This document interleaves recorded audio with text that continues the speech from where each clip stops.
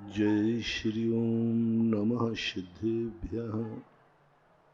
जय श्री ओम नमः सिद्धेभ्यः। सर्वमंगलमांगल्यं सर्वकल्याणकारकं प्रधानं सर्वधर्माणां जैनं जयतु शासनम्। जैनं जयतु शासनम्।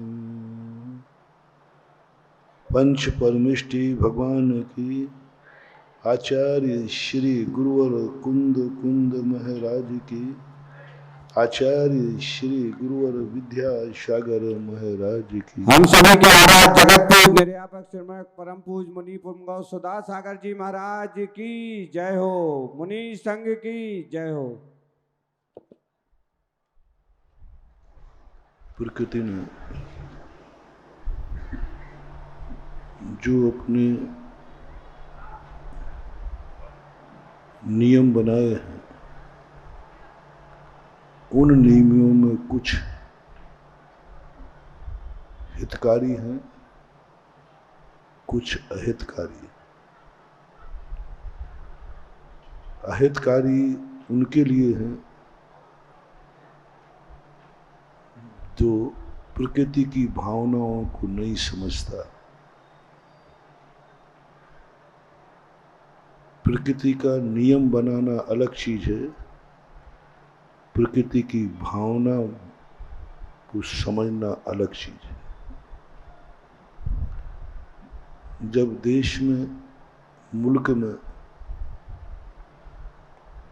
परमाणु का निर्माण हुआ,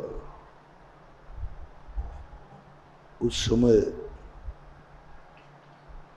जो परमाणु निर्माता था वह निर्माण के दिन रो पड़ा। उससे पूछा गया कि सारा जगत खुशी मना रहा है, तुम्हें सब लोग बधाई दे रहे हैं, फिर तुम रो क्यों रहे हो? उसने कहा, सब लोग मेरे आविष्कार को देख करके बधाई दे रहे हैं, लेकिन सारी दुनिया मेरी भावनाओं को नहीं समझ रही है। मैंने ये परमाणु बम बनाया है संसार को सुखी करने के लिए, संसार को समृद्ध करने के लिए। मैंने ये परमाणु किसी के विनाश के लिए नहीं बनाया। मेरी परमाणु बनाते समय यही भावना थी कि परमाणु बना करके जमीन के अंदर के खनिज पदार्थ प्राप्त किए जाए, लेकिन दुनिया मेरी भावनाओं को नहीं समझेगी और एक दिन मेरा बनाया हुआ परमाणु सारे जगत का नाश कर देगा, सारे जगत का नाश कर देगा। इस परमाणु के कारण से सारे विश्व की जिंदगी मात्र 5 सेकंड की है। बस ये जितना सारा विश्व दिख रहा है ना, ये मात्र 5 सेकंड में तबाह हो जाएगा। 5 सेकंड के अंदर सारी जीव राशि खत्म हो जाएगी। ओनली 5 सेकंड की है। दुनिया इतनी बड़ी है, दुनिया में इतनी जनसंख्या है, ये सारी जनसंख्या 5 सेकंड में खत्म हो जाएगी। ऐसा परमाणु बम बनाया हुआ है। लोग भावनाओं को मेरी समझेंगे नहीं, और परमाणु का उपयोग जब युद्ध होगा, जैसे ये युद्ध में परमाणु फेंकेंगे, एक इधर से फेंकेगा, वो एक उधर से फेंकेंगे, सारे देशों के पास परमाणु हैं और सारे परमाणु एक साथ जब फेंके जाएंगे सब खत्म हो जाएगा। एक बहुत बड़ा पोमिस्टर हुआ है नास्त्रे दमश, उसकी सारी भविष्यवाणियां प्राय सही निकलती है। 400 वर्ष पहले 16वीं शताब्दी में हुआ। उसने घोषणा की थी जो आगे विश्व युद्ध होगा, द्वितीय विश्व युद्ध होगा, उसमें आकाश से होगा, जमीन पर नहीं होगा। 2 भाइयों से शुरू होगा। 2 भाई लड़ेंगे, 2 भाइयों का झगड़ा पूरे गांव को 2 भागों में बांट देगा। गांव से शहर, शहर से मुल्क में पहुंच जाएगा और मुल्क 2 भागों में बंटकर आकाश से जहर बरसेगा। हवाओं से युद्ध होगा, हवाओं से युद्ध होगा, जैविक युद्ध होगा और हवाओं को दूषित किया जाएगा और वो हवाएं इतनी दूषित हो जाएंगी जो भी श्वास लेता जाएगा सब मरते जाएंगे। यही स्थिति जब मैंने भयानक देखी तो ना वो बम बनाने वाला रो पड़ा कि दुनिया मेरी भावनाओं को नहीं समझेगी, दुनिया आविष्कार का उपयोग करेगी। यही स्थिति प्रकृति की है। प्रकृति ने जो कुछ भी तुम्हें बनाया सब तुम्हारे सुख के लिए बनाया, लेकिन तुम प्रकृति की भावना न समझ के दुरुपयोग करोगे तुम्हारे सुख के लिए। रिजर्व बैंक ने नोट छापा है तुम्हारे सुख के लिए, लेकिन यही नोट तुम्हारी जिंदगी बर्बाद कर देंगे। लोग भावना नहीं समझेंगे कि रिजर्व बैंक ने नोट क्यों छापा, किस लिए छापा। तुम्हारी सुविधा के लिए, तुम्हारे विनिमय के लिए, तुम्हारे व्यापार के लिए। लेकिन कोई उस नोट की भावना को नहीं समझ रहा है और इन जिसके पास ये नोट हैं वो सबसे ज्यादा सुखी होना चाहिए, लेकिन आज सबसे ज्यादा बर्बाद हो रहा है, बर्बाद हो रहा है। नोट बढ़ने से तुम्हारे सुख बढ़ना चाहिए थे, लेकिन तुम दुखी होते जा रहे हो, इतने दुखी होते जा रहे हो कि अपनी जिंदगी बर्बाद करते जा रहे हो। एक बड़े आदमी के पास उतना पैसा था, उस पैसे से इतनी अय्याशी की, इतनी अय्याशी की कि उसकी जिंदगी बर्बाद हो गई। डॉक्टर से कहता है किडनी डिस्टर्ब हो गई। देने वाला खड़ा है, भारत का अमीर आदमी, अमेरिका की हॉस्पिटल में है, किडनी वहां मिल गई, सब कुछ है और जो पैसा चाहिए है वो पैसा मिलेगा। लेकिन डॉक्टर कहता है साहब किडनी तो मिल जाएगी, लेकिन जहां किडनी रखना है वो स्थान ही सड़ चुका है,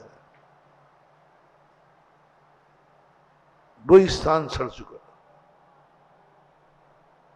एक गरीब ने किडनी दी जिसकी दोनों किडनी ठीक हैं, दूसरे को दे रहा है, और एक अमीर आदमी ने दोनों किडनी बर्बाद कर दी, तीसरा दे रहा है तो भी काम नहीं आ रहा है। कितना दुख कर दिया, धन ने उसको बर्बाद कर दिया। उस गरीब के पास धन नहीं था, उसकी दोनों किडनियां ठीक हैं, और उस अमीर के पास धन था, उसने अपनी दोनों किडनियां बर्बाद कर दी। कितने अमीरों को हम बर्बाद होते देखते हैं। धन कहता है मैं क्या करूं, रिजर्व बैंक कहता है मैं क्या करूं, मेरी भावना को ये नहीं समझ रहे हैं, मैं क्या करूं। माचिस की काड़ी बनाई थी कि लोग दीप जलाएंगे, बनाने वाले की भावना को नहीं समझा उन्होंने आग लगा दी। प्रकृति ने कोई भी चीज बनाई है, सब तुम्हारे सुख के लिए बनाई, तुम्हारे हित के लिए बनाई। ऐसी दुनिया में कोई वस्तु नहीं है जो तुम्हारे अहित के लिए निर्माण किया हो, क्योंकि प्रकृति मां है। मां कभी कोई वस्तु को ऐसा निर्माण नहीं कर सकती जो तुम्हारे लिए अहितकारी हो। मां जो कुछ भी करेगी सब हित के लिए करेगी, उसका परिणाम बहुत अच्छा होगा। लेकिन बालक उसका दुरुपयोग कर ले, भावना को न समझे, तो मां क्या करे? प्रकृति ने इतनी सारी चीजें बनाई हित के लिए। सांप भी बनाया है हित के लिए, बिच्छू बनाया है हित के लिए, बहुत हितकारी है।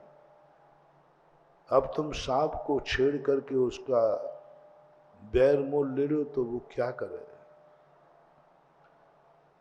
जब भी हम किसी विहंगम दृष्टि से दुनिया को देखते हैं तो यहां कुछ भी बुरा नजर नहीं आता। वस्तु बुरी नहीं है, सृष्टि बुरी नहीं है, तुम्हारी दृष्टि बुरी है। दृष्टि बुरी हो गई, सृष्टि बुरी होती ही नहीं। तुम्हारी दृष्टि में ऐसा दोष आ जाता है, तुम्हारे सोच इतना गंदा हो जाता है कि तो प्रकृति रूपी मां की भावनाओं को नहीं समझ पा रहे हो। इसने जो कुछ हमें दिया है सुख के लिए दिया। जो कल मैंने कहा था, तुम्हें किमिक्षिक छूट दी, बेटा तुझे जो करना है कर, मेरी तरफ से तुझे छूट है। छूट इसलिए दी थी कि तू आजादी से जी सके, आजादी से उड़ सके, आजादी से खा सके। मेरा बंधन भी नहीं, मेरी अनुमति लेने की जरूरत नहीं पड़े, तू मेरा भी डर छूट जाए, इसलिए मैंने तुझे आजाद किया है। बच्चे को मां गोदी से इसलिए नहीं उतारती है कि वो थक गई है। मां बेटे को गोदी से इसलिए अलग नहीं करती है वो बोर हो गई है। मां बेटे को इसलिए अलग करती है तू अपने बल पर बैठना सीख ले। कहीं मैं बीच में मर गई तो बैठने ही नहीं जानेगा। मां इसलिए खिलाना बंद नहीं करती है कि मां खिलाना नहीं चाहती है। मां इसलिए खिलाना बंद करती है कि तू अपने हाथ से खाना सीख ले, मैं मर गई तो भूखों मरेगा। मां इसलिए तुम्हारे लिए कार्य नहीं करती तुम्हारे कि उसको कोई बाधा है, नहीं, वो चाहते हैं कि मेरा बेटा सब कुछ अपने हाथ से करे, लेकिन उस आजादी का कोई दुरुपयोग करे। अब तो हमें किसी का डर नहीं, माँ बाप ने भी कह दिया तुझे जो करना है करो, ये तिजोरी की चाबी पकड़, तुझे खुली छूट है। अब यदि खुली छूट का दुरुपयोग करके हम सारी तिजोरी के धन को जुए में लगा दें तो ये माँ बाप की भावनाओं का अनादर है। हम भावनाओं को समझें, अपने महान आत्माओं। उनकी भावना क्या है हमें चाबी देते समय, उनकी भावना क्या है हमें आजाद करते समय, उनकी भावना क्या है कि जब बेटा अब तुझे किसी से पाबंदी नहीं है, तू अपना कार्य कर। क्या भावना थी, और भावना की हमने कोई कद्र नहीं की। परिणाम माँ बाप के द्वारा दी हुई छूट बर्बादी का कारण बन गया। माँ बाप ने तिजोरी की छूट दे दी, तुम कंगाल हो गए। माँ बाप ने खाने की छूट दे दी, तुम अवक्ष खा बैठे। क्योंकि बड़े आदमी, महान आदमी, अपने गार्जियन आदमी जो हितैषी होते हैं, उनका एक नेचर होता है, वो कभी अपने अधीनस्थ को अपने काबू में नहीं रखते, अपना गुलाम बना के नहीं रखते। अपने अंडर में नहीं चलते, अपनी हुकूमत नहीं देते। अच्छे बड़े आदमियों का लक्षण बता रहा। अच्छे बड़े आदमी कभी नहीं चाहते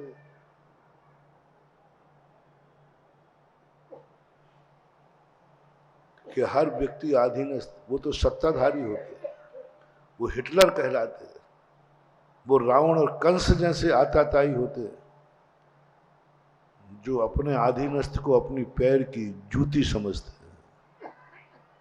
हिटलर होते, तुम मेरे गुलाम हो, तुम मेरे अधीन हो।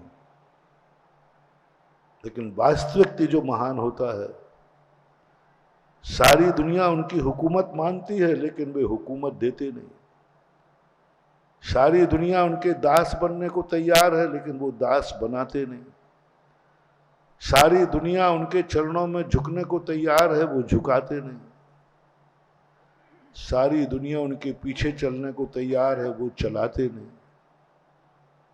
महान आत्मा नहीं, तुम मेरे अधीन हो। मेरी भावना है कि तुम एक दिन मेरे जैसे बन जाओ। अधीन क्या बन रहे हो? विश्व का एक जैन दर्शन ऐसा है जिसकी महानता का सबसे बड़ा है, वो अपने भक्त को भक्त अधीन नहीं मानता। वो कभी नहीं चाहता कि मेरा भक्त सदा मेरी भक्ति करता रहे, मेरा सेवक बना रहे, कभी नहीं चाहता, बल्कि पश्चाताप करते हैं। जो व्यक्ति ये कहता है भगवान मुझे कुछ नहीं चाहिए, आपकी भक्ति करते रहें, भगवान कहते कहाँ का दुर्भाग्य मेरा, ये भक्त मेरे पल्ले पड़ा। महावीर कहते मैं उस व्यक्ति से खुश होऊंगा जो आज मेरी भक्ति कर रहा है और कल मेरे समान भगवान बनेगा। अपने समान भूत्या सतम ये नात्म शमम करो थे तुल्या भवंति। तुम मेरे समान बनो। क्या तुम मेरे गुलाम बन रहे हो? क्या मेरे दास बन रहे हो? मेरे समान बनो। और मेरे से भी आगे निकलने का रास्ता हो तो निकलो, बढ़ो आगे। जब कोई बड़ा आदमी किसी को अपने समान बनाने का भाव समझे, समझ लेना ये सही में बड़ा आदमी। वे कभी नहीं चाहते कि तुम मेरे गुलाम रहो। सच्चा माँ बाप कभी नहीं चाहता कि बेटा मेरे अधीन रहे, मेरी अंडर में रहे। हर माँ बाप चाहते हैं मेरा बेटा अपने मन से सोचे, अपने मन से विचार करे, अपनी दृष्टि से देखे, अपने तरीके से जिए। मूर्ख माता पिता होते हैं जो चाहते हैं तुमने मेरे बिना पूछे क्यों किया, मैं तेरा बाप था। नहीं, ये बात खोटे बेटों को।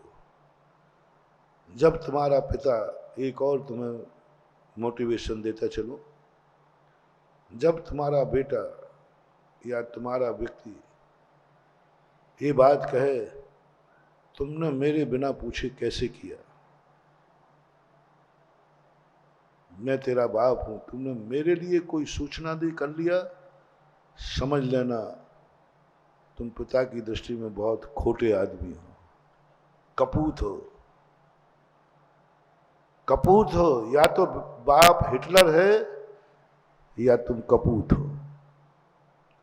या तो बाप हिटलर है,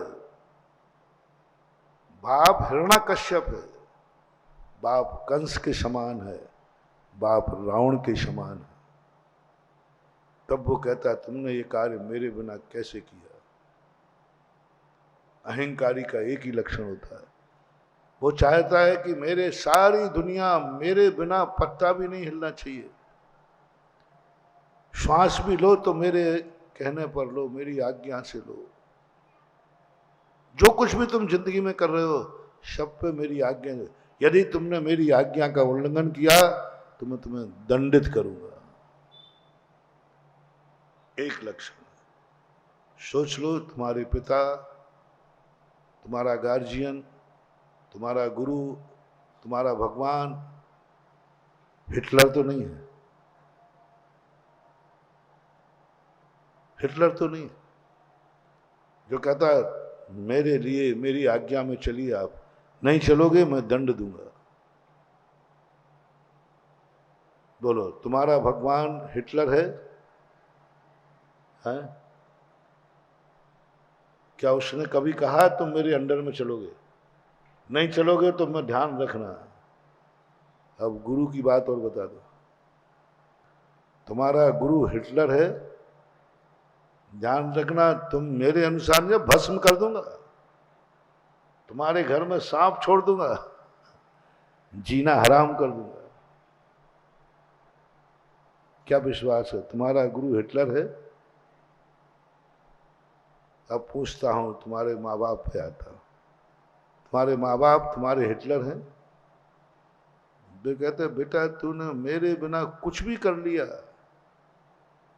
मेरे बिना यदि तूने कोई बोली भी दान की ले ली ना, मेरे बिना तू मंदिर भी चला गया ना, तो ध्यान रखना मैं तेरे लिए वसीयत से बेदखल कर दूंगा। मैं तेरा बाप हूं, मेरे बिना तूने कुछ भी किया,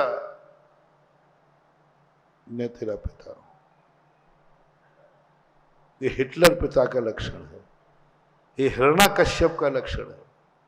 प्रहलाद का पिता था हिरण्यकश्यप, वो यही कहता था मेरे बिना मैं ही सब कुछ हूं, भगवान भगवान कुछ नहीं लगता।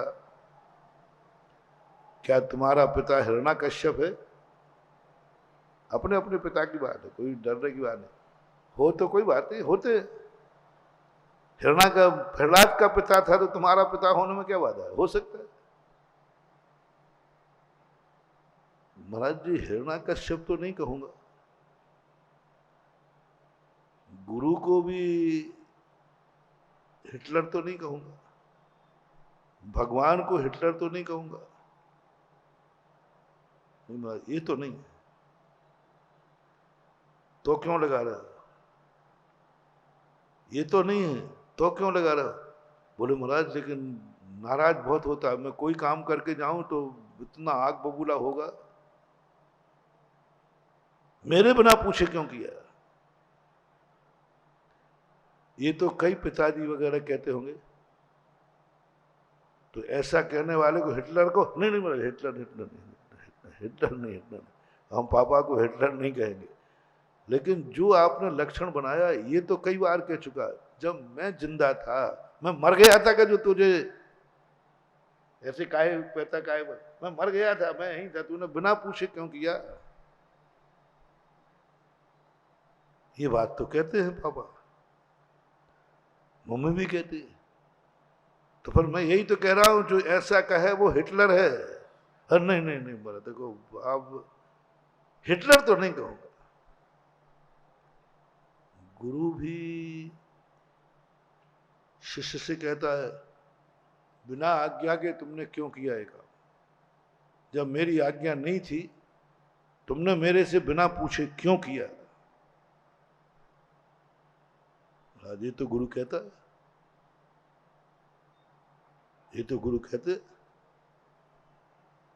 तुम्हें मेरे से पूछने की जरूरत नहीं थी, मैं अभी दुनिया में हूं, तो ऐसा जो कहे कह दो ना गुरु मेरा गुरु हिटलर है। अरे नहीं नहीं नहीं हिटलर तो नहीं।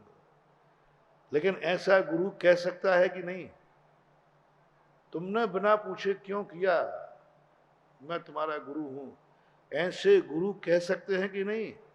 कह नहीं सकते, कहते ही हैं। तो पर हिटलर कहो ना, आज अपने पास छूट है, मेरा गुरु हिटलर है। नहीं, हिटलर तो नहीं कहो।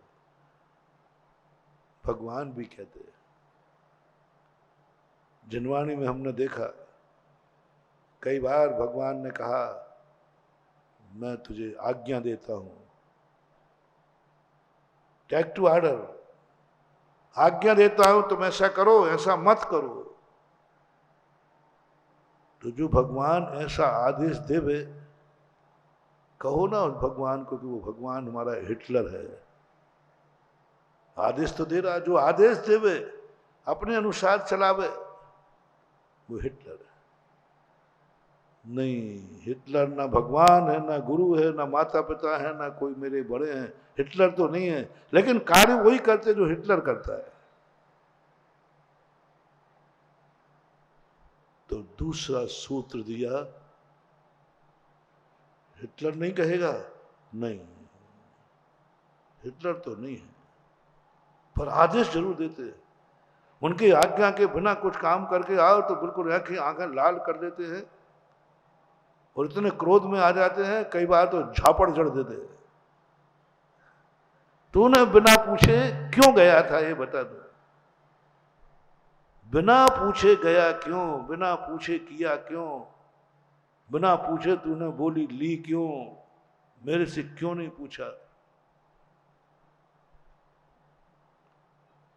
तो मैंने जिनवाणी से कहा, मां ये हिटलर भी कहने को तैयार नहीं है, और जो आपने लक्षण दिया था ये इसके बाप में है, गुरु में भी है, भगवान में भी है। तो जिनवाणी बहुत बहुत बड़ी महानुभाव, बहुत बड़ा मोटिवेशन लेना अपनी जिंदगी का। जब तुम्हें बड़े, तुम्हारे बड़े तुम्हें अपने अधीन चलाना चाहें, महाराज जी ये एक हिसाब में क्या करूं, मेरा बाप ऐसा है, 100 रुपया देता है, शाम को पूरा हिसाब दे, कहाँ गया हिसाब दे। तो बताओ, मैं उसका, वो मेरा बाप 100 रुपये का हिसाब पूछता है। इतना तो कोई मुनीम का भी नहीं पूछता। मुनीम का भी कहो महीने 2 महीने में कोई बात नहीं, कल दे देना हिसाब। इकट्ठा 1 महीने का हिसाब पूछे, मेरा बाप तो कहता पहले सोना, पहले हिसाब दे, कल 100 रुपया दिए थे, पहले बाद में सोना देता है, हिसाब पूछता। ताली की चाबी ऐसे लगा के चलता है, कहीं जाएगा तो जेब में रख के जाता है जैसे मैं डाकू हूं इनका। आज तक कभी उठते नहीं बनता तो भी हम पैसा मांगे तो ये नहीं कहता ये चाबी पकड़ निकाल ले, नहीं वो स्वयं उठ करके देता है और हमसे कहा तू बाहर खड़ा रहे, देखना मत मैं कहा दे। ये सारी चीजें होती हैं, होता है। तो हिटलर कहो ना, हमें गुलाम बना के रखता, हमें दास बना के रखता, कठपुतली बना रखा है मुझे, नहीं बना, उपाधि तो गंदी नहीं दूंगा। तो फिर जिनवाणी मां ने कहा सावधान, अब माँ बाप को हिटलर नहीं कह सकते ना, फिर से विचार कर लो। माँ बाप को हिटलर कहूं, गुरु को हिटलर कहूं, भगवान को हिटलर कहूं, नहीं कहूं, शब्द प्रस्ताव पर। दूसरा पक्ष जिनवाणी ने कहा फिर सोच कि जिसके प्रति ये किया जा रहा है वो कपूत है, तुम कपूत हो, तुम मां की दृष्टि में, पिता की दृष्टि में गंदे हो, तुम उड़ाऊ खाऊ हो, तुम व्यसनी हो, तुम दुर्गुणी हो। इस कारण से पिता कह रहा मेरे बिना पूछे क्यों गया, क्योंकि मुझे मालूम है तू कहां कहां जाता है। तुम माँ बाप का विश्वास खो चुके हो, माँ बाप तुझे चाबी नहीं दे रहा है, खो चुके हो। 100 रुपये देने के बाद हिसाब पूछ रहा है, खो चुके हो, तुम कपूत हो। कपूत का लक्षण कितना अच्छा बनाया, क्योंकि कुमाता तो नहीं है, तुमने पहले नकार दिया, प्रस्ताव बदलना मत कि पिता मेरा कुपाता नहीं हो सकता। तो फिर वो क्यों छुपा रहा है तुमसे, क्यों छुपा रहा है, क्यों वो हिसाब पूछ रहा है? इसका अर्थ है कि तुम पिता की दृष्टि में विश्वास खो चुके हो। रोकना मत, पिता हिसाब पूछे देने से मना मत करना, पिता थप्पड़ मारे कभी मना मत करना। मेरे एक सिद्धांत बहुत बार प्रश्न में करता हूं, दुनिया में कोई तुमसे विश्वास करे या नहीं करे, लेकिन पिता की दृष्टि में कभी अविश्वसनीय नहीं बनना। दुनिया तुम्हें खूब पीटे, पीट पीट करके मार डाले, कोई घबराना नहीं, मर जाना। सदगति हो जाएगी।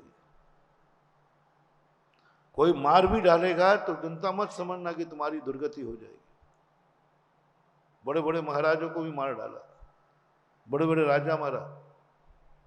कोई दूसरा मार डालता है तो मत समझना कि उसकी दुर्गति, उसका मर्डर हो गया है, इसका अर्थ वो दुर्गति में गया है। नहीं, मर्डर होने वाले भी स्वर्ग में गए।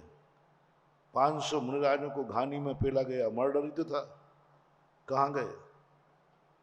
मोक्ष गए, स्वर्ग गए। मत समझना कि मर्डर जिसका होता है, कोई किसी की हत्या कर देता है, जिसकी हत्या हुई है मत समझना कि उसकी दुर्गति हुई है, सदगति भी हो सकती। कोई दुश्मन किसी को पीट रहा है तो मत समझना कि ये पापी है, मत समझना कि ये गंदा है। बस इतना पूछना, कौन पीट रहा है? बोले दुश्मन। कोई बात। तो आप समझो पिट रहा है यानी पापी है? बोले नहीं, दुश्मन पीट रहा है, दुश्मन जिसे पीट रहा है वो पापी हो, कोई नियम नहीं। दुश्मन यदि किसी की बुराई कर रहा हो तो उसको बुरा मत मानना। इस व्यक्ति की फलाना व्यक्ति बुराई कर रहा है।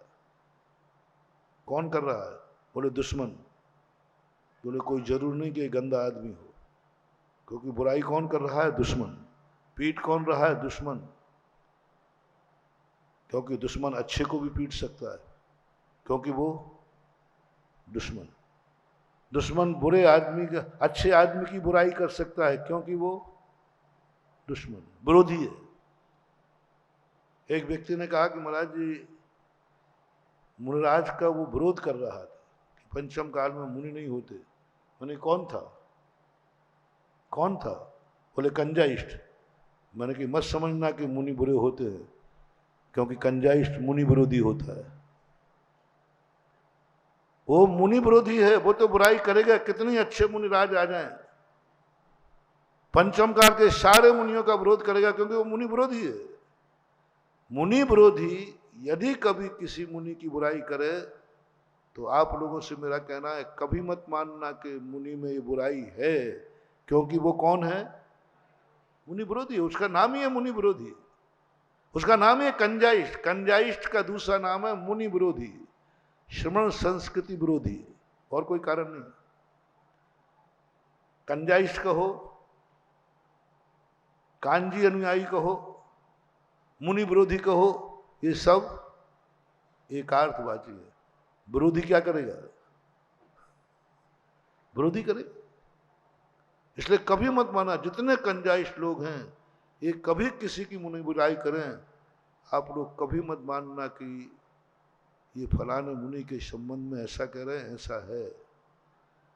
कभी मत मानना कि पंचम काल में मुनि नहीं होते, पर पूछ लेना कौन कह रहा है? कंजाइष्ट कह रहा है। बिल्कुल विश्वास मत करना, क्योंकि वो मुनि विरोधी है। यदि कट्टर मुनि भक्त, कैसा मुनि भक्त? कट्टर मुनि भक्त यदि मुनि की बुराई कर रहा है तो निश्चित समझना ये मुनि भ्रष्ट है। नियम से मुनि। किसने बुराई की? सवाल बुराई भलाई का नहीं है, सवाल कौन बुराई कर रहा है? ये मुनि भक्त। ये तो मुनियों के लिए मरता है, ये तो मुनियों के चरण धो के सिर पर लगाता है, ये तो मुनिराज जब आए तो इसका चौका तो लगता ही है। इतना कट्टर मुनि भक्त है कि कुछ पूछो मत। और आज सावधान, मुनि भक्त है, कट्टर मुनि भक्त है, सदा मुनियों के प्रति मरने मिटने को तैयार है, सदा आहार दान देता है, सदा मुनियों की सेवा कहलाता है। सारा गांव मानता है कि यह हमारे नगर में फलाना व्यक्ति बिल्कुल मुनि भक्त है। वो व्यक्ति यदि किसी की मुनि की बुराई कर ले तो फिर कुछ परखना मत, निश्चित समझना ये मुनि भ्रष्ट है, क्योंकि मुनि भक्त के अंदर मुनि का दोष आ गया, मुनि विरोधी के नहीं। मुनि विरोधी को दोष देखने में आया तो वो दोष है कि नहीं ये बिल्कुल मत मानना। लेकिन आज दोष किसकी दृष्टि में आ गया? जो मुनियों को क्या मानता था? चलते फिरते सिद्ध। जो मुनियों को मानता था मुनिराज तो भगवान है, भगवान। मुनिराज तो तीर्थ है, तीर्थ। हमने तो भगवान को नहीं देखा है, हमारे भगवान तो यही है। ऐसा मुनि भक्त कहते हुए पाए जाते हैं कि नहीं? हैं? हमारे तो भगवान यही है। पता नहीं भगवान महावीर स्वामी हमने तो नहीं देखे, हमारे भगवान तो यही, मेरे परमेश्वरी तो यही है, मेरे ब्रह्मा भी यही, विष्णु भी यही, महेश भी यही। गुरु ब्रह्मा गुरु विष्णु गुरुदेवा महेश्वरा साक्षात परम ब्रह्म तस्मै श्री। ऐसा ऐसा व्यक्ति को यदि कुनी में आ जाए, वो कहे यह बहुत अनर्थ हो गया, ये मुनिराज में ये दोष है, ये कर रहे। अब ध्यान रखना है मुनिराज, अब तुम्हारी दुर्गति निश्चित है। पूरा मुनि विरोधी विरोध कर रहे थे तो कुछ भी तुम्हारे लिए फर्क नहीं पड़ता। आज किसने बुराई कर दी? मुनि भक्त ने। अब मुनि से कहा जिनवाणी, सावधान, तू दुर्गति को जाएगा। बोले क्यों? आज तेरी बुराई मुनि भक्त कर रहा था। मुनि भक्त को दोष दिखते ही नहीं, वो तो भक्ति में अंधा होता है, लेकिन उस अंधे को भी दोष दिख गया। भक्त क्या होता है? अंधा होता है, उसको अपने जिसकी भक्ति होती है उसमें कोई दोष नहीं दिखते, लेकिन वो अंधे को भी दोष दिख गया। इसका अर्थ है कि ये मुनि दुर्गति का पात्र है, नियम से भ्रष्ट है, दुर्गति है। मुनि भक्त जिस मुनि की बुराई करते हो वो मुनि भ्रष्ट है, मुनि पद से पतित है। ऐसे मुनि की नैया डूबेगी। हमने बहुत अच्छा उदाहरण लिया है, क्योंकि हम जब भी तुम्हारी पिटाई करना हो तो पहले मैं अपनी पिटाई करवा लेता हूं, जिससे तुम चीख नहीं सको, जिससे तुम चिल्ला नहीं सको और कह सको मन से, अरे भैया महाराज ने अपने को नहीं छोड़ा तो हमें क्या छोड़ेंगे। किसने बुराई की है? फिर से करो। मुनि भक्त की दृष्टि में दोष, जिसको दोष दिखते ही नहीं थे उसको दिख गया। हे श्रमणों, हे मुनियों, ऐसा कोई गलत कार्य मत करना जो तुम्हारे भक्त की दृष्टि में बुरा हो। दुश्मन की में नहीं, भक्त की दृष्टि को भी बुरा लगे। भक्त भी कहे कि मुनिराज को ये नहीं करना चाहिए, ये ठीक नहीं है। बस एक चिंता करो तुम, दुश्मन की नहीं कह रहा हूं, बिल्कुल नहीं कह रहा हूं कंजाइष्टों से, उनको तो करना दो, जो कहे अपन को सब करना है। कंजाइश जिसकी बुराई करें वो अपन सब करेंगे। वो कहे मुनिराज को ये नहीं करना चाहिए और डबल ले, मुनिराज को ये करना चाहिए, बिल्कुल नहीं करना अपन को, क्योंकि वो दुश्मन है। दुश्मन की भावना अनुसार ना अपन को चलना है और दुश्मन की निंदा के अनुसार अपन को कोई कार्य, दुश्मन ने बुराई की वो कार्य छोड़ना नहीं, दुश्मन ने प्रशंसा की उस कार्य को करना नहीं, क्योंकि वो कौन है? दुश्मन है। दुश्मन के हाथ का अमृत पीना भी श्रेष्ठ, अमृत पीना भी, अमृत दे रहा है कौन है? दुश्मन है। मत पीना महानुभाव, महाराज जी वो तो अमृत दे रहा है, मत पियो मत पियो। कौन है वो? हमारे यहां अनजान को अवक्ष कहा है। दुश्मन यदि अमृत भी देवे तो मर रहे हो तो मर जाना, लेकिन दुश्मन के हाथ का अमृत भी मत पीना, क्योंकि वो तुम्हारा दुश्मन है। सावधान होने को कहा। लेकिन वह कार्य बस यदि मुनि महाराज एक कार्य करने में, सारे मुनिराज आज चौथे काल के मुनिराज हो जाएंगे। कौन से काल के? सारे मुनिराज भावलिंगी हो जाएंगे, सारे मुनियों की सदगति आएगी, कोई मुनि शिथिलाचार में नहीं आएगा। बस एक काम करना है कि वो ऐसा कोई गलत कार्य न करे जो मुनि भक्त को भी बुरा लगे। मुनि भक्त कहते हैं महाराज जी ये काम तो ठीक नहीं, मैं आपका भक्त, लेकिन महाराज आप ये काम। मुनि भक्त जो कहे उस पर विचार करना। मुनि भक्त है, ऐसा कोई कृत्य मत करना जो मुनि भक्त के मन में भी विकल्प आ जाए। बस एक नियम ले ले, मैं सदा कभी भी जिंदगी में मुनि भक्त की निंदा का पात्र नहीं बनूंगा। मैं ऐसी कोई चर्या नहीं करूंगा जिस कारण मुनि भक्त भी हमारी बुराई करे, हमारे मुनि भक्त को भी बुरा लगे। किसको खुश करा रहा हूं? दुश्मन को नहीं, मुनि भक्त को खुश करना है। मुनि को मैं ऐसी चर्या करूंगा जिससे मेरा भक्त मेरी चर्या देख करके उसका मस्तक ऊंचा उठ जाएगा। धन्य है मैं ऐसे गुरु का चेला हूं। दुश्मन का मस्तक नहीं उठवाना, खुद का, भक्त का। भक्त देख करके कहे आओ भाग्य मेरा उदय आयो, दरस गुरु जी को लख लयो, छवि बीत रागी नगन मुद्रा दृष्टि नाशा। भक्त को खुश करो, भक्त भाग्यशाली हो जाए। भक्त तुम्हें देखकर, तुम्हारी चर्या देखकर, तुम्हारा नाम सुनकर भक्त का मस्तक ऊंचा उठ जाए, ये सबसे बड़ी साधना है महानुभाव। स्वयं का मस्तक नहीं कह रहा हो, ऐसी साधना करो कि स्वयं का मस्तक उठ जाए। बाहुबली नहीं बन पाऊंगा, बाहुबली बनने से स्वयं का मस्तक उठता है, केवल ज्ञान प्राप्त करने से स्वयं का मस्तक उठता है।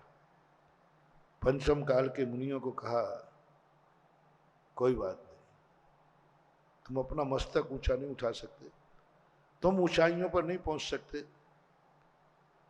तुम अपनी साधना से खुश नहीं हो कि हमें जहां तक साधना करना थी उतनी मैं नहीं कर पाया। मुनि पद से मैं केवल ज्ञान प्राप्त करने के लिए लिया था मैंने मुनि पद, मोक्ष जाने के लिए लिया था मैंने मुनि पद, लेकिन मैं मोक्ष पा नहीं पाया। जिसके लिए पढ़ाई की थी उस इंटरव्यू में फेल हो गया। मैंने पढ़ाई की थी IAS ऑफिसर बनूंगा, नहीं बन पाया। मैंने पढ़ाई जिसके लिए बनने को की थी वो नहीं बन पाया, तो वो लोग कैसा दुख होता है? जिसके लिए मैंने पढ़ाई की वो मैं नहीं बन पाया। ये हालत हम लोगों की है। सम्यक दर्शन ज्ञान चारित्राणी, मोक्ष के लिए मुनि बना था, केवल ज्ञान के लिए मुनि बना था, शुद्ध उपयोग के लिए मुनि बना था। 40 साल हो गए, नहीं बन पाया। और आगे भी कोई थोड़ा कोई एग्जैक्ट पोल हो तो बता दो। आगे भी नहीं बन पाऊंगा, इस युग में तो नहीं, इस पर्याय में तो नहीं। तो फिर काहे के लिए इतनी मेहनत, काहे के लिए इतनी साधना, काहे के लिए इतनी तपस्या? जिसके लिए सब कुछ कर रहा हूं, जिसके लिए चल रहा हूं, वो मंजिल नहीं मिल पाई आज तक। भारी दुख होता है। मैंने उदाहरण इसलिए दिया कि आप लोग अनुभव कर सके हमारे दुख का, कि जिस नौकरी के लिए, जिस ऊंचाई पे पाने के लिए तुमने पढ़ाई की थी और उस इंटरव्यू में फेल हो जाओ तो कैसा लगता है? हैं? तुमने व्यापार किया जिस उम्मीद से, उस व्यापार में फेल हो जाओ तो कैसा लगता है? जिस उम्मीदों से तुमने इतनी मेहनत की उसमें फेल हो गए। ऐसे ही पंचम काल के सच्चे मुनियों को लगता है ये सच्चे मुनि की पहचान है, सब व्यर्थ है, कुछ बेकार, केवल ज्ञान प्राप्त नहीं कर पा रहा। मुनि बना था, शेरनी भी आ जाएगी तो नहीं डिगूंगा, मुझे मच्छरों ने दिखा दिया, मच्छरों ने दिखा दिया। फैल हो गया मैं दंश मशक परिचय में, फैल हो गया मैं दंश मशक परिचय में। यहाँ नहीं बैठ रहा हूँ, यहाँ मच्छर है। अरे मुनि पद तो वो है जहाँ शेर रहते हैं वहीं बैठ जाता है, और हम कहाँ नहीं बैठ रहे। नहीं नहीं, यहाँ मच्छर बहुत है। दंश मशक में बद परिचय में अवसर फैल हो गया। बाद में बहुत गिलानी होती है, ऐसे गिलानी होती जैसे फैल वाले को होती है, होती है वेदना। तो जिनवाणी एक रास्ता निकाल के दूसरा। बोले क्यों बेटा, क्या उदास है? बोले माँ कुछ नहीं हो रहा है, ना केवल ज्ञान हो रहा है, ना मोक्ष हो रहा है। इतना सब करने के बाद उम्मीद है आगे होने की। एक बार एक व्यक्ति आया, बोले महाराज जी मैं 6-7 बार सीए का एग्जाम दे चुका, आईपीएस आईएएस की वो कोचिंग होती वो कर चुका, फेल हो रहा है। तो मैं कहता हूँ कि महाराज जी अब मैं क्या करूँ? बोले तुम बोलो तुम्हें उम्मीद है क्या? बोले महाराज अब उम्मीद भी नहीं है। तो मैंने कि पहले इंटरव्यू मत दो, काय को परेशान हो रहा है? 7 बार सीए का दिया, अब नहीं हो रहा तो अब मत दो। और वो कहता नहीं महाराज उम्मीद तो है, उम्मीद तो है, मुझे विश्वास है मैं पास हो जाऊंगा, विश्वास है। मैं आशीर्वाद देता हूं, यदि तुझे उम्मीद है तो जा, मेरा आशीर्वाद तेरा सहारा देगा। उम्मीद है तुम्हारे पास, तुम्हें राज है। तुमने कहा महाराज उम्मीद ही नहीं है। तो मैंने कहा भैया फिर क्यों आशीर्वाद खराब कर रहे? ऐसा ही जिनवाणी माँ ने पूछा क्या बात है, उदासीन है? बोले माँ फैल हो गया। एक अंतर मुहूर्त में दीक्षा लेते ही केवल ज्ञान प्राप्त होना चाहिए था, एक अंतर मुहूर्त में केवल ज्ञान मोक्ष होना चाहिए था। हुआ है अंजन चोर को, हुआ है अंतर मुहूर्त में केवल ज्ञान भरत चक्रवर्ती को, और मुझे नहीं हुआ, इतने सालों में नहीं हुआ। कहते ये तो ठीक है।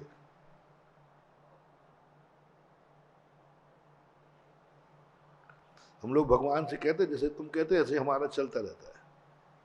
भगवान नहीं हुआ, फेल हो गया। तो फिर अंत में भगवान पूछते हैं, जिनवाणी पूछती बेटा आगे उम्मीद है क्या? आगे उम्मीद है, बोल आगे उम्मीद है कि केवल ज्ञान हो जाएगा? मां नहीं है। मोक्ष हो जाएगा उम्मीद है? नहीं है। बाहुबली बन जाएगा उम्मीद है? नहीं है। आगे उपसर्ग सहन कर लेगा उम्मीद है? नहीं है। आज ठीक है कोई बात नहीं, मच्छर आए तो उठ के भाग गया मच्छरों से, कोई बात नहीं। आगे उम्मीद है कि शेर आएगा तो नहीं भागेगा। हाँ कह दो, हाँ कह दूं, हाँ महाराज माँ आज गलती हो गई, अब देखता हूं आज मच्छरों से भागा, कल शेर भी आएगा तो मैं नहीं भागूंगा। ये लो मुखड़ा देख ले रे दर्पण में। हाँ कहते हुए मच्छर तो देखो, शेर तो बाद में, पहले एक बिच्छू आ तो भागता पड़ेगा, एक चूहा ही कूद जाए। तो स्पष्ट बोलो, झूठ मत बोलो, मां उम्मीद नहीं है,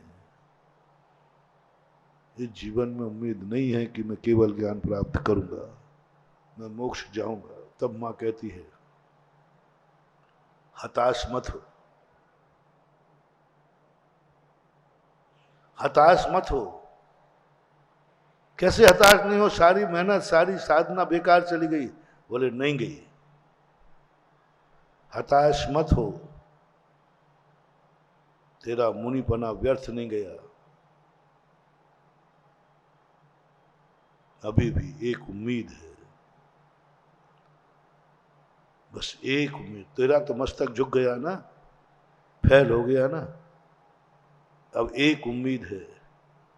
तो ऐसी चर्या पालन कर जो तेरे भक्त हैं उनके मस्तक ऊंचे उठवा दे, जो तुझे देखे वो धन्य हो जाए, जो तेरी वाणी सुने वो धन्य हो जाए, जो छुए तेरे हाथ से छुए हुए हाथ धन्य हो जाए, जो तेरी जिंदगी में आवे वो धन हो जाए। बस जो जो तेरी जिंदगी में आए उसको धन्य कर दे, बस उसको कर दे, वो धन्य हो जाए। उसको ऐसा लगे मेरे सारे पाप धुल गए। तो चरणों को इतना पावन नहीं बना पाया कि ये चरण जहां पड़ जाए वो तीर्थ बन जाए, ये चरण जहां रुक जाए वहां सिद्ध क्षेत्र बन जाए।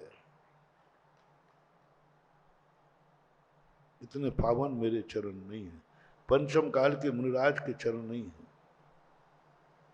जहां वो ध्यान करने बैठ जाए वो सिद्ध क्षेत्र बन जाए। चरण पादुकाएं होते, चरण चिन्ह होते ना सिद्ध क्षेत्रों पे, चरण चिन्ह होते। क्यों? उनके चरण इतने पावन थे, इतने पावन थे कि वो जहां खड़े हो गए वह भूमि भी पावन हो गई। अब पंचम काल के मुनिराजों के चरण इतने पावन नहीं है कि वो सिद्ध क्षेत्र बना दे। तो क्या मतलब? जनवाणी कहती है अब एक उम्मीद है, एक उम्मीद है, बहुत बड़ी बात मानो, बहुत बड़ी बात। एक उम्मीद है तेरा चरण कि मैं प्रशंसा करा सकता हूं। तू अपने चरणों को इतना पावन बना दे, इतना पावन बना दे कि जहां तू रखेगा वो भूमि तीर्थ बने या नहीं बने, जो तेरे चरणों में पड़ेगा वो गंधोदक जरूर बन जाए। अंतर देखना, तीर्थंकर के और पंचम काल के मुनियों का डिफरेंस बता रहा हूं। चौथे काल के मुनिराज जहां चरण रख देते थे वो क्या बन गया?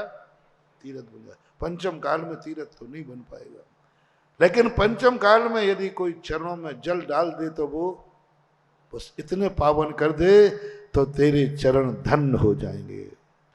तू धन्य हो या नहीं हो, मुनिराज जब धन्य होते हैं जहां खड़े हो जाए वो तीर्थ बन जाता है। तो तू तो धन्य नहीं हो पाया, बस तू अपने भक्त को धन्य कर दे, वो तेरे चरण छुए और वो कहे मैं धन्य हो गया, आज गुरु का चरण छू लिया, वो धन्य हो गए, पावन हो गया, मैं पवित्र, हमारे सारे कलमश धुल गए। बोले क्या बात हो गई, कौन सा तप कर लिया तुमने? आज मेरे सारे पाप धुल गए, आज मेरी सारी कटता खत्म हो गई। बोले क्या, कौन सा तपस्या कर ली? बोले तपस्या नहीं की है, आज मैंने अपने गुरु के चरण छू लिए हैं, आज हमने गुरु के चरणों का गंधोदक ले लिया है।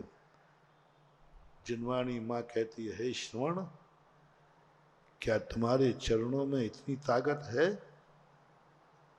कि भक्त धन्य हो जाए छू के?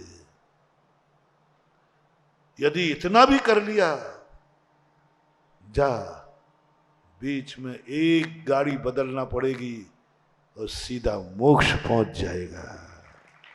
डायरेक्ट गाड़ी तो नहीं है, डायरेक्ट गाड़ी तो किनको है?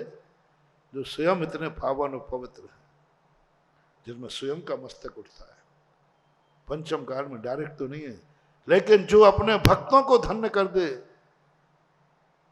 भक्ति की आंखें धन्य हो जाएं गुरु को देखते ही, भक्त महसूस करे कि मैं धन्य हो गया, आज गुरु के दो शब्द मेरे कान में पड़ गए, आज मेरा घर धन्य हो गया, गुरु के चरण मेरे घर में पड़ गए, आज मैं धन्य हो गया, मेरे हाथ से गुरु ने एक गिलास आहार ले लिया, मैं कितना धन्य हूं, गुरु के इतना करीब हूं, मैं कितना धन्य हूं कि मैं गुरु के करीब हूं, मैं कितना धन्य हूं कि गुरु के सामने बैठा हूं,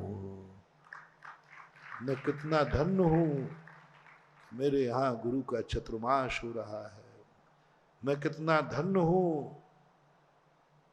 कि गुरु महाराज को इतने निकट से देख रहा हूं, इतने निकट से सुन रहा हूं।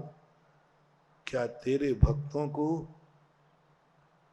तेरी इन सब क्रियाओं से ऐसा होता है कि नहीं?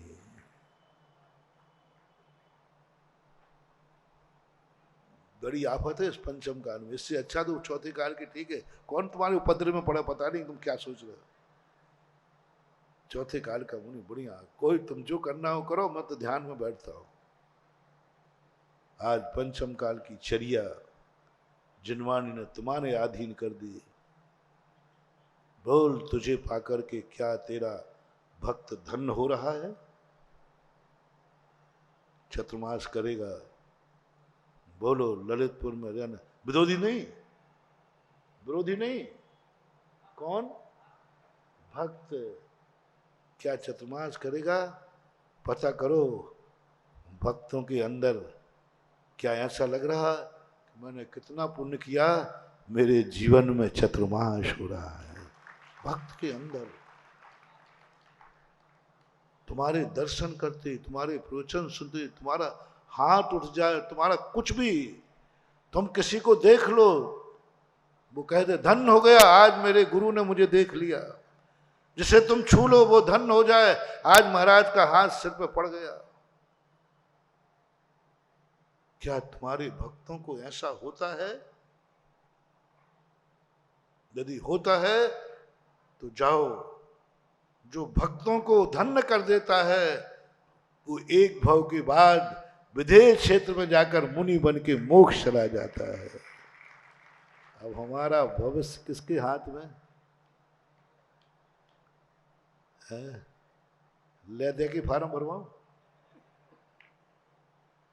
है, वोटे भरवाते ना, वोटे अब तुम्हारे अधीन है, ये तो पक्का हो गया।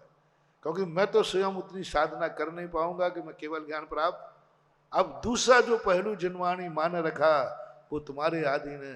तुम्हारे दस्तखत चाहिए, तुम्हारी एप्लीकेशन चाहिए, तुम सब कहोगे हाँ महाराज का चतुर्मास पाके मैं धन्य हूँ, महाराज का दर्शन पाके मैं धन्य हूँ। और तुमने नहीं कहा तो जिनवाणी पटक देगी उठा के, जा तेरा भी संसार बहुत दूर है, दीर्घ संसारी है। ये तो बड़ी आफत हुई। अब मैं क्या करूं? ले दे के कराऊं, गुंडागिर्दी से कराऊं? वोटे गुंडागिर्दी से भी डरती है, ध्यान रखना बेटा। क्या कहते बूझ कैप्टन, गुंडागिर्दी से। वो कहते ध्यान रखना, तूने वोट नहीं दिया तो तेरे सारे परिवार को निपटा दूंगा। डलती है कि नहीं? गुंडागिर्दी से झूठे वोट डलते हैं। क्या यही अपनाऊं? ललितपुर वालों, जिसने ये एप्लीकेशन नहीं दी ध्यान रख लेना, भाई सुधा सागर से पंगा मोल लेना। मैं है जिनवाणी देख रही है, बोले क्या कर रहा है? आपने कहा इन सबका समर्थन लाओ। बोले बेटा गुंडागिर्दी से समर्थन नहीं चाहिए। ओह, महावीर स्वामी चाहे थे तो सारे जगत को अपने चरणों में झुका लेते। उनके पास शक्ति थी, स्वधर्मेंद्र थे उनके पास। एक आदेश देते, कोई भी व्यक्ति मेरा विरोध नहीं करेगा, जो करे उसकी जीभ निकाल लो। एक भी गर्दन नहीं झुके, जो नहीं झुके उसे काट दो। गुंडा तो यही बोलता है ना, नहीं झुके तो उनको ऐसी यातनाएं दो।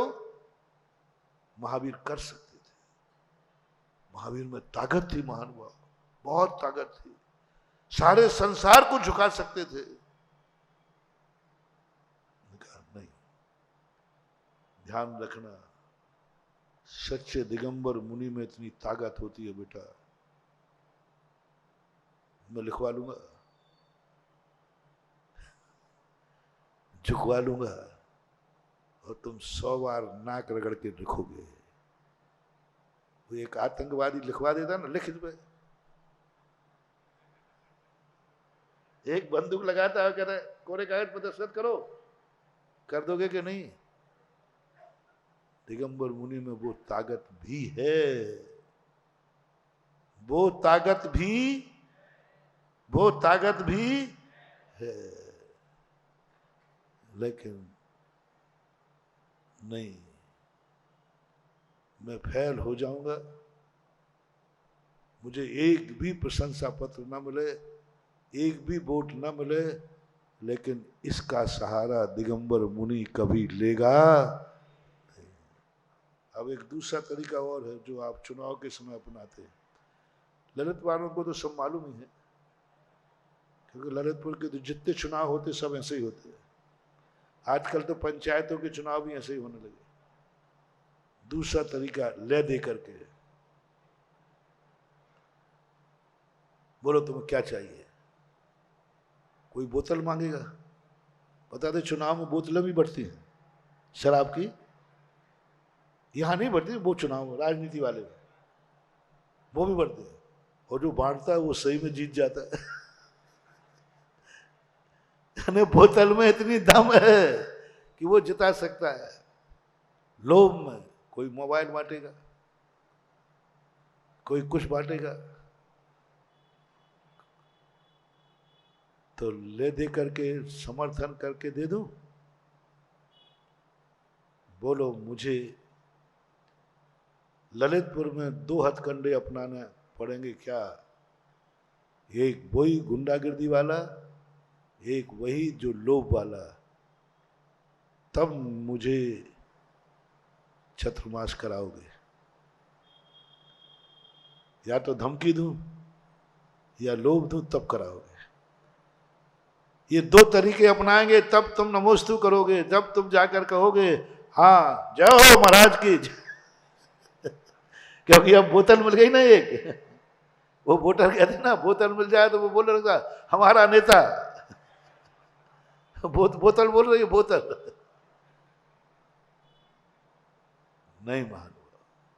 जनमानी कहते बेटा नहीं, ऐसी गलती नहीं करना, भक्त को झुकाना नहीं, भक्त को डराना नहीं, भयासा स्नेह लोभाश्य, निषेध कर दिया। भय दिखाना नहीं, लोभ दिखाना नहीं, मोह दिखाना नहीं। अरे तू तो अपने आदमी है, तू तो मुझे करेगा ना, ये रिश्तेदारी निकालना नहीं, लोभ देना नहीं, कोई लोभ नहीं। तीसरा तरीका और है एक, वोट लेने वाला घर घर हाथ जोड़ता है, ऐसा बड़ा भी है तो भी हाथ जोड़ो। और क्या नेता इतने विनयशील बन जाते, जिस चाहे हाथ ही जोड़े रहते जब तक वोटिंग नहीं होती। हाँ साहब, हाँ साहब, देखो साहब यदि कोई गलती हो गई हो तो क्षमा करना, अगली बार नहीं होगा, हाथ जुड़े रहते हैं।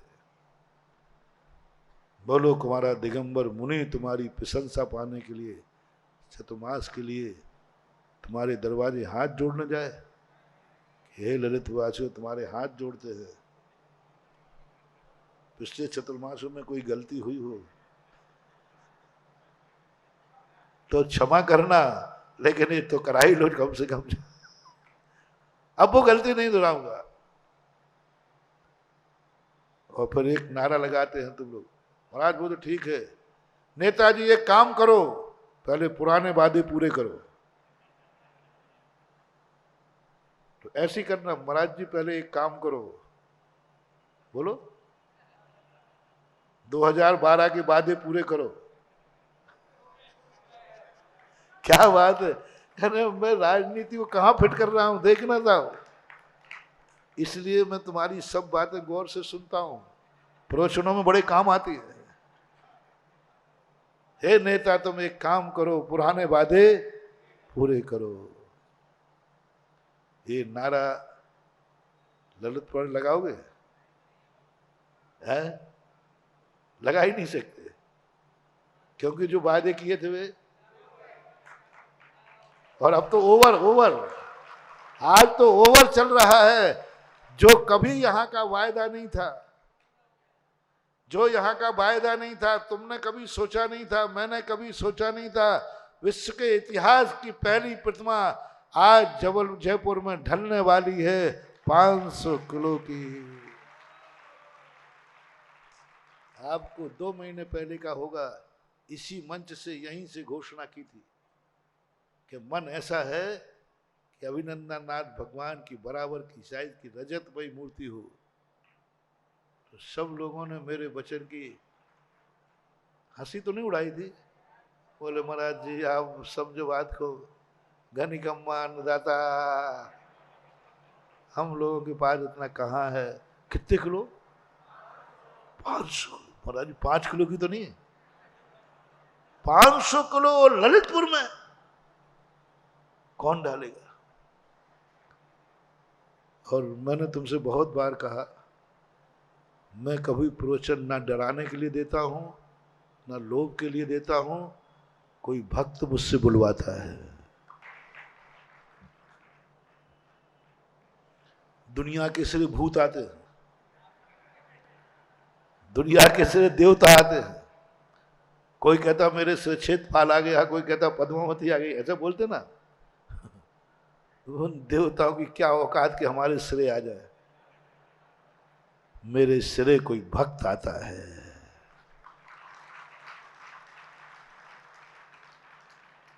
मेरे सिरे कोई भक्त आता है और वो सिर में बैठकर कहता है, महाराज बोलो बोलो। कैसे बोलूं? कोई छोटी मोटी चीज है ऐसे ही बोल दूं? 8 दिन दबा के रखी मैंने बात, 8 दिन।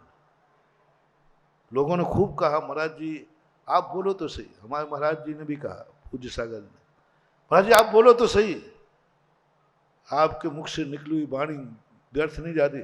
मैंने कि डर लग रहा है कहीं ये कलंक का टीका ना लग जाए। अभी तक तो यही कहता आया हूं, इस मंच से जो घोषित हुआ वो पूरा। कहीं ये मूर्ति हमें कलंक नहीं डाल रोके। महाराज जी सब तो पूरे हुए, एक नहीं हुआ था सब तो पूरे हुए लेकिन एक नहीं हुआ था। आपने इस मूर्ति को कहा था ना, वो नहीं बनी अभी तक। तो मैं 8 दिन डरता रहा। हाँ क्यों? अपनी रेपुटेशन है।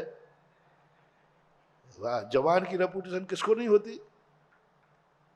अपनी जवान की इज्जत रखना कोई पाप है क्या? अपनी जवान को जो निकले वही निकालो, जो हो जाए, ये कोई पाप तो नहीं है ना। 8 दिन सोचा, 8 दिन सोचते सोचते कोई भक्त सिरे आ गया। बोले बाबा जी बोलो। मैंने देख ले, कोई छोटी मोटी नहीं है। बोले मालूम है। मैंने देख ले, नहीं तो तू कहे कि हमें गर्मी चढ़ गई थी हम सुन नहीं पाए। हाँ आप लोग बड़बड़ कई बार 11 लाख के 11,000 सुनते हो। हाँ तुमसे कहा भगवान ने कि प्याज मत खाना, तुमने कहा ठीक महाराज प्याज नहीं खाऊंगा। अरे भाई तुम कुछ उल्टा सीधा सुन लो तो मामला बिगड़ जाएगा। मैंने कहा देख ले 500 किलो की है और 10-25 और लग सकते। वो सिरे आया, बोल दिया। बोलने के बाद 1 महीना 1.5 महीने निकल गया, कोई नहीं आया, कोई नहीं आया। यहां तक कि फैसला बदल दिया गया। सब लोग आ गए, तुम्हारी पंचायत के वो दउआ, वो सीलचंद से, वो भी आ गए। हाँ वो भी बोले महाराज जी अब कोई आना नहीं है, आप प्रस्ताव बदल करके दूसरी चीज कर लो, फिर वो दूसरी चीज बन नहीं पाएगी।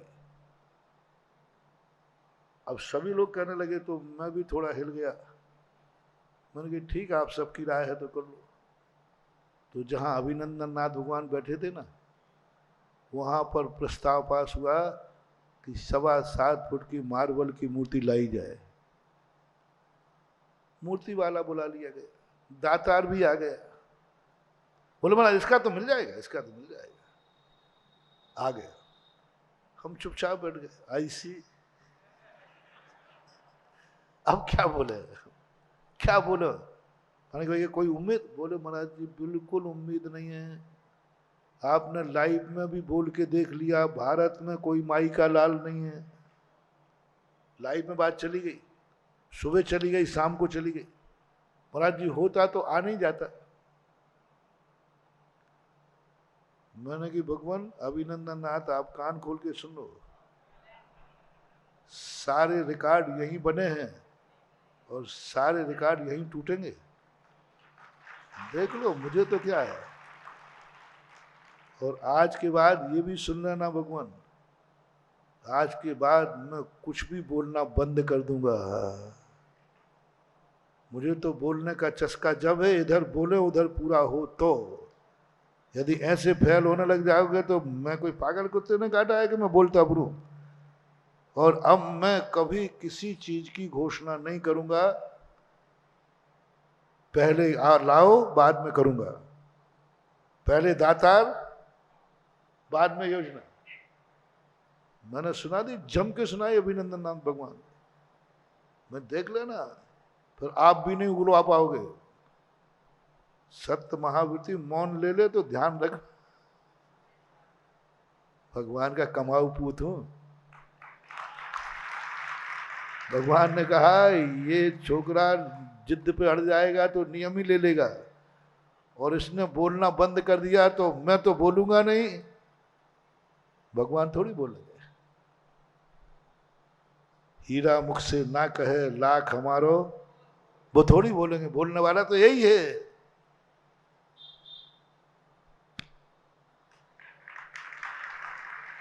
अभिनंदनाथ भगवान ने अपने केवल ज्ञान में जाना और जान के बेटा चिंता मत कर, जब आज तक फेल नहीं हुआ तो इस दरवाजे में तो फेल होने का सवाल ही नहीं है। और एक व्यक्ति आ गया, उसने कहा महाराज आप तो जितनी बड़ी मूर्ति कहो उतनी बड़ी मूर्ति ढलेगी और मैं करूंगा। आ गया। अब ये स्थिति जब बनती है तो अपने ऊपर विश्वास होना चाहिए, अंदर आत्मा से परिणाम, डराने के लिए नहीं, धमकाने के लिए नहीं। प्रवचन में आवाज निकालते समय अपनी आत्मा की पर्याय बनाओ, अपने आत्मा की पर्याय बनाओ। क्या यह सत्य है? क्या यह भावना सच्ची है?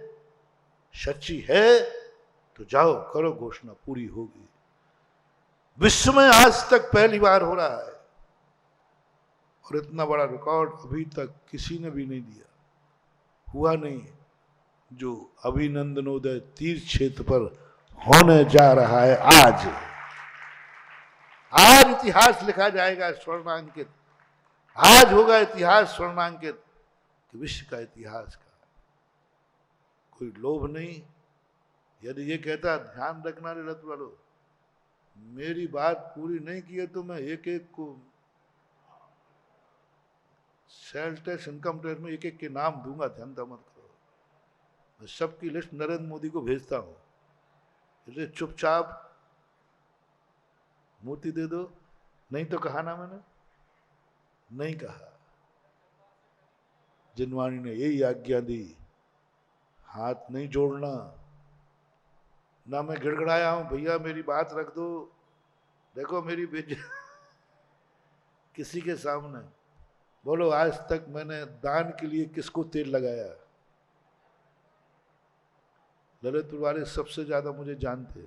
कोई हंसी मजाक में कहना बात, लेकिन किसी को तेल लगाया, किसी को मनाया, किसी को हाथ जोड़े, हे भैया, हे माई भा, नहीं। यही जिनवाणी मां कहती है, हे श्रवण, सपोर्ट के लिए हाथ मत जुड़वाना, सपोर्ट के लिए धमकी मत देना, सपोर्ट के लिए लोभ मत देना। इन तीनों के बिना भक्त आकर के समर्पित हो जाए, समझ लेना तुम्हारे पंचम काल का मुनि व्रत सफल हो गया। झुकाना नहीं, झुके। मनाना नहीं, ये माने। छत्रमास करना नहीं है, ये करवाए। और क्या मान के करवाए? अवभाग्य मान के कराए तो करना। ये अवभाग्य तेरे देखते ही कहें आज मेरा बहुत शुभ दिन है, क्योंकि आज मुझे मेरे गुरु का दर्शन हो गया। ऐसी भक्त को फीलिंग हो जाए देखते ही, ओहो मैंने आज गुरु का दर्शन किया, ओहो मेरे कानों से गुरु की वाणी सुनी, ओहो मैंने आज गुरु के चरण पखार लिए, ओहो मैंने आज गुरु के चरण छू लिए, ओहो आज मैंने गुरु को आहार दे दिया, ओहो धन हो गया, आज मेरे गुरु के चरण मेरे घर में। ऐसी अनुभूति पंचम काल में, हे श्रवण इतना कर ले तू तो धन नहीं हो पाया, लेकिन तेरा भक्त धन्य हो जाए। तू तो पावन नहीं हो पाया, तेरे चरणों का गंधोदक पावन हो जाए और वो भक्त को पावन कर दे, भक्त को पावन कर दे, उसकी जिंदगी को संभाल दे, सारे संसार की दशा ये हो जाए। अब ये स्थिति जिसकी जितनी बनती जाएगी, पंचम काल में वह साधुता में सफल होता जाएगा। ये है सबसे बड़ी विशेषता। ये दूसरा ऑप्शन दिया है जिनवाणी माँ ने। बोलो हमारे गुरुदेव कैसे हैं? तुम्हें मनाने आते हैं? अपने गुरु का दर्शन करते ही आंखें जन्म जन्म तक के लिए धन्य हो जाती हैं। उनको छूते ही जीवन बदल जाता है।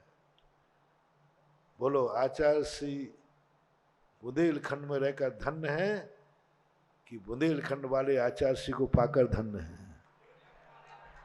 बस यही तो है पंचम काल की साधुता।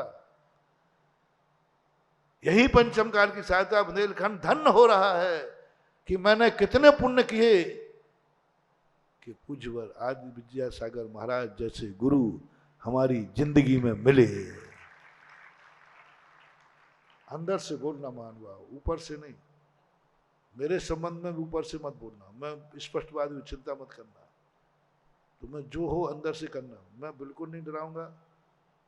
मुझे लोग थोड़ा सा तेज समझते हैं, लेकिन मैं इतना तेज हूं नहीं।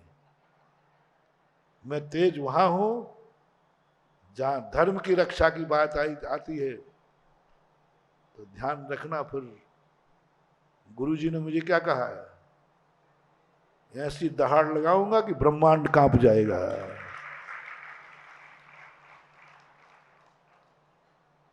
और जहां प्रशंसा की बात आएगी वहां नहीं लगाऊंगा, न डराऊंगा न धमकाऊंगा। कभी तुम मजबूर होकर के मेरे डर के कारण से मेरी प्रशंसा मत कर देना। मेरे लोभ से के महाराज को नाराज नहीं करना, नहीं तो आशीर्वाद नहीं मिलेगा। मत करना महानुभाव। मुझे आशीर्वाद पाने के लिए तो मैं लोभ नहीं दूंगा, और लोभ के कारण करना भी नहीं। लो, मैं एडवांस में तुम्हें आशीर्वाद देता हूं। ये डर लग रहा हो कि यदि मैंने महाराज की प्रशंसा नहीं की जी हजूर, तो कल के दिन महाराज मुझे आशीर्वाद नहीं देंगे। नहीं महानुभाव, मैं कहता हूं लो, पूरी जिंदगी भर के लिए एडवांस में आशीर्वाद देता हूं। ये धारणा मत बनाना कि महाराज को पसंद नहीं किया तो आशीर्वाद नहीं मिलेगा। नहीं, मैंने जिंदगी में एक नियम लिया है, आशीर्वाद देने के लिए खुशामद नहीं कराऊंगा। मैं उन गुरु की परंपरा का हूं, मैं उन गुरु के द्वारा संस्कारित हूं जिन गुरु ने गले में सांप डाला तो भी आशीर्वाद दे डाला। तुमने तो कभी भी इतना किया नहीं ना। किनको दे दिया आशीर्वाद? यशोधर महाराज ने गले में सांप डाला था, चींटियां शरीर को खा गई, फिर भी महाराज ने क्या किया? सुबह बोलो ना। मैं उस संस्कृति का हूं, और नहीं हो तो कभी करके देख लेना, कर लेना। मैं तो पहले ही कहता हूं, मेरी बातों को कभी ऐसे ही मत माना करो, कभी प्रैक्टिकल करना। एक आध सांप लाके डालना, मरा हुआ डालना, नहीं तो जिंदा डालोगे तो हम सुबह आशीर्वाद देने लायक बचेंगे ही नहीं। मान लो जिंदा डाल दोगे तो उसमें भी मुझे कोई आपत्ति नहीं है, लेकिन फिर सुबह आशीर्वाद कौन देगा? क्योंकि जिंदा सांप तो काट लेगा, इसलिए मरा डालना। और सुबह आके कहना महाराज ये सांप मैंने ही डाला था, फिर मेरा रूप देखना क्या है, तुमने डाला था? अच्छा बेटा, तो समझ लेना कि मैं पूज्य गुरुदेव आचार्य विद्यासागर का चेला नहीं हूं। करके देखना, बहुत सारे दुश्मन लोग मेरे सामने आते हैं, वो कहते हैं महाराज के सामने मत ले जाओ, मैंने महाराज की बहुत बुराई की है, बहुत बार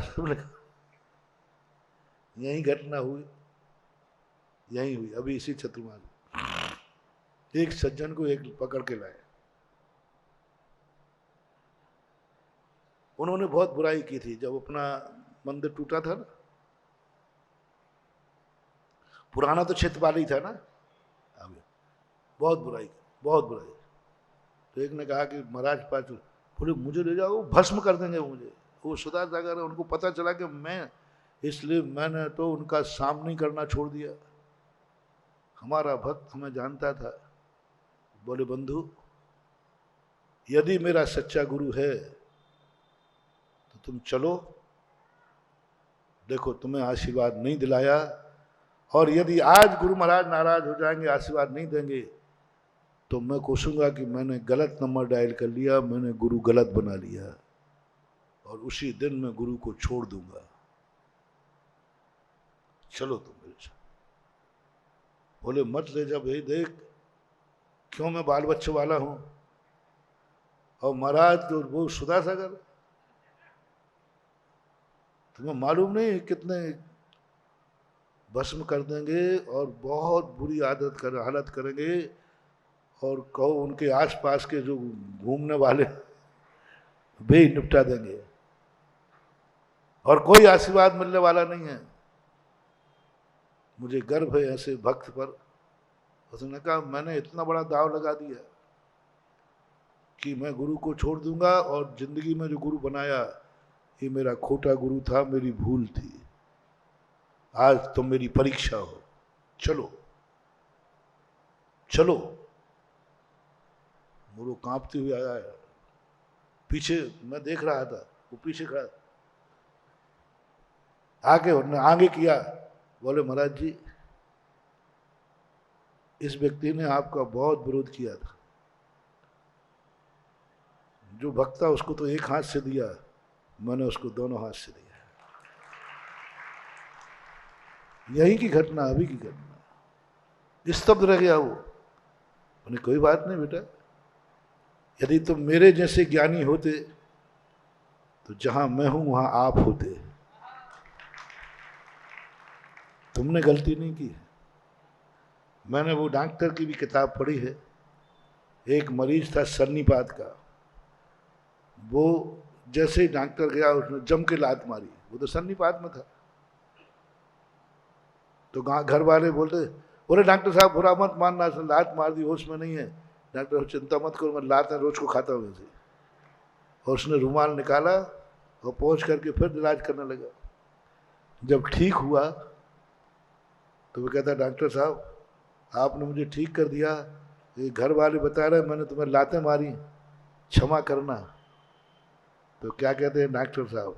बोले बेटा मैं क्षमा ममा नहीं करता हूँ, जिसने लात मारी थी उसमें बड़े बड़े इंजेक्शन लगा के निकाल दिया। अब तो तू राजा बेटा है, अब कहाँ मार रहा बोल?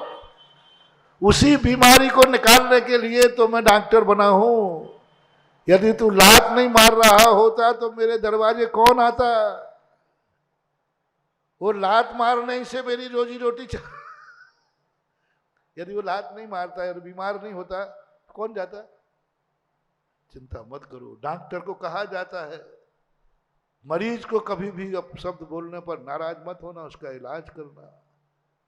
मरीज दुश्मन भी हो तो भी उसका इलाज सही करना। हम लोगों भी यही है। मैंने कि बेटा चिंता मत करो, तुम्हारे जैसे व्यक्तियों को सुधारूंगा तभी तो साधुता कायम रहेगी। मैंने कहा बिल्कुल नहीं, डरो मत, कुछ भी नहीं। तुम में इतना ज्ञान होता तो तुम क्यों ग्रस्त में रहते? बोलो क्या तुम आज भविष्य जो देख रहे हो? बोले महाराज जी इस देख देख करके मुझे रोना आता है, मैं वो पापी हूं जिसका मैंने विरोध किया। मैं पूरा क्षेत्रपाल का जब वैभव देख रहा हूं आज, तो महाराज मुझे कल्पना नहीं थी कि ऐसा बनेगा। मैंने की कल्पना तो मुझे थी ना, तुम्हें नहीं थी। हमें तो एक ही दिख रहा था विनाश, हमें तो दिख रहा था विध्वंस, विध्वंस ही विध्वंस दिख रहा था। डॉक्टर का ऑपरेशन देखो तो यही देखो तो काट रहा है, लेकिन डॉक्टर को दिखता है काट नहीं रहा हूं, इसको स्वस्थ कर रहा हूं। उनकी आज कह रहा महाराज जी यही देख करके तो पश्चाताप हो रहा है, मुझ जैसे पापी ने विरोध किया, कहां जाऊंगा महाराज। उन्हें कहीं नहीं जाओगे, कहीं नहीं जाओगे, जहां भक्त बैठे हैं इन्हीं भक्तों की लाइन में तुम बैठोगे। तो बंधु मुंह देखी कभी मत करना। और मैं थोड़ा सा प्रवचन में बोलता हूं तो मेरे से डरना भी मत, अंदर से चेतना से। चिन्वाणी ने कहा तुम्हारी प्रशंसा भक्त अंदर से करे, तुम्हारा नमोस्तु अंदर से करे, तुम्हें गुरु अंदर से स्वीकार करे, इसको लगे कि मैंने कितना पुण्य किया है। धन्य कर दो अपने श्रावकों को, धन्य कर दो अपने भक्तों को, जाओ तुम्हारा भविष्य उज्जवल ही उज्जवल है। तो समय आपका हो गया। पंचम काल में हम मुनियों को क्या आदेश है जिनवाणी का? भक्त धन्य होना चाहिए। जो तुम्हारी जिंदगी में आवे उसको अवभाग, उसका भाग्य समझना चाहिए। जो तुम्हारी जिंदगी में आए, दुर्भागा भी आए तो वो सौभाग्यवान हो जाए, दुश्मन बन के आए वो तुम्हारा भक्त हो जाए। लड़ने आवे और आते ही क्या बन जाए? लाडला बन जाए। ऐसा कुछ करो कि निंदा करने वाले लोग पश्चाताप, मैंने इस चीज का बुराई की, मैंने ऐसा कुछ करो जिससे निंदा करने वाले या तो शर्मिंदा हो जाए, या तो मुंह छुपा के भाग जाए, और या फिर क्षमा का श्रीफल लेकर के चरणों में आ जाए। बोलो आज अपना अभिनंदन तीर्थ क्षेत्र विरोधियों के लिए क्या है?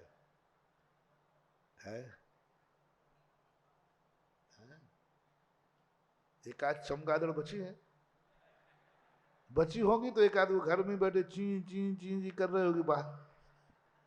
पहले तो बहुत चमगादड़ थी, 2012 में तो इतनी चमगादड़ थी कि वो इधर से उड़े इधर से उड़े, अब यूं करे यूं करे। आज तो इस बार 2022 में तो पूरे ललितपुर में एक चमगादड़ नहीं दिख रही। पहले तो चमगादड़ उड़ करके यहां तक आ जाती थी, अब तो मैं जहां चमगादड़ रहती थी वहीं चला गया बड़े मंदिर में, वहां आसपास कुछ ज्यादा चमगादड़ें थी, तो मैंने सोचा चलो वहीं जाके देखते। ललितपुर चमगादड़ों से रहित हो चुका है। कुछ तो जा चुकी बेचारी, कुछ हैं सो उनमें अब बोलने की थोड़ी थोड़ी तो बोलते होंगे, ची ची ची ची।